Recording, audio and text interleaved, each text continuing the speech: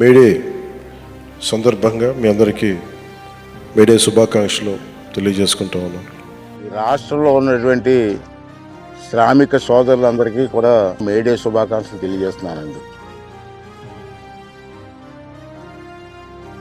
ఈ పథకం పెట్టినప్పుడు ఉపాధి హామీ కూలీలు అని చెప్పి పిలిచేవాళ్ళం మనం. రాష్ట్ర వ్యాప్తంగా కూలీలు అన్న పదం కాదు, అది సరైన పదం కాదు.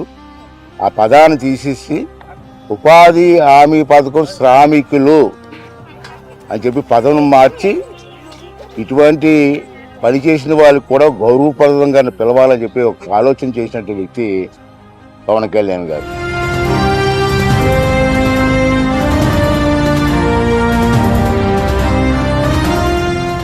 అందరికీ మేడే శుభాకాంక్షలు.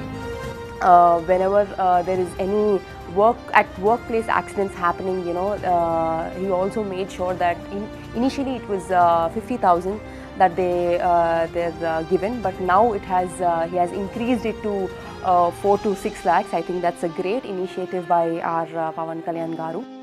నేను రాజకీయాల్లోకి వచ్చి చాలా సంవత్సరాలు అయింది. అప్పటి నుంచి నేను చాలామంది నాయకులతో చూశాను, వాళ్ళ పనితీరు చూశాను. నేను చూసిన దాంట్లో చూస్తే కంపేర్ చేస్తే రాష్ట్రంలో చాలామంది నాయకులు ఉంటారు, నేను కాదన్నాను. కానీ తపన ఉన్న నాయకులు కొంతమందే ఉంటారు. అటువంటి వారిలో పవన్ కళ్యాణ్ గారు ఒకరని చెప్పి నా తాలూకు భావన. ఇంకేంటంటే అతను చేస్తున్న కార్యక్రమాలు ఒక తపనతో చేస్తున్నారు.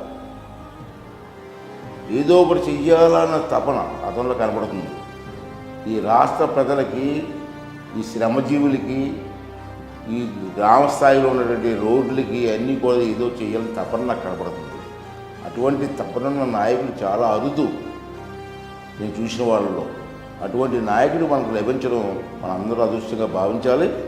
అతను చేస్తున్న ప్రతి కార్యక్రమాన్ని కూడా మనసు పెట్టి ఆలోచించి రాష్ట్రాన్ని అభివృద్ధి చేయడంలో మన తాలూకు సహకారం అతనికి అందించాలని చెప్పి నేను మనస్ఫూర్తిగా కోరుకుంటూ, మీ అందరి తాలూకు ఆశీర్వాదం పవన్ కళ్యాణ్ గారికి ఇచ్చి ఇటువంటి కార్యక్రమాలు మరిన్ని కార్యక్రమాలు తీసుకొచ్చి ఈ రాష్ట్ర అభివృద్ధిలో అతను భాగస్వామ్యం అవ్వాలని చెప్పి మనస్ఫూర్తిగా భగవంతుని కోరుకున్నానండి.